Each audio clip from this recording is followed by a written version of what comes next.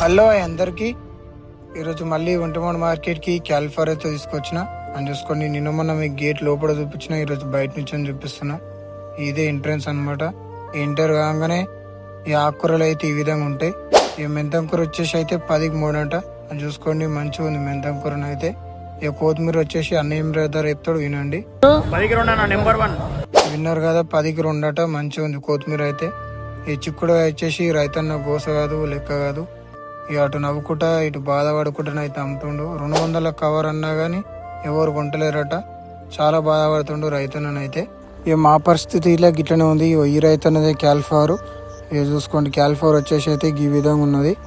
కొంచెం సైజ్ చిన్న ఉంది కాబట్టి 3 రూపాయలకి అయితే వేయింది ఈ పువ్వు. చూసుకోండి, ఈ పువ్వు వచ్చేసి మార్కెట్లోనే పెద్ద పువ్వు 14 రూపాయల పీస్ ఉంటుంది.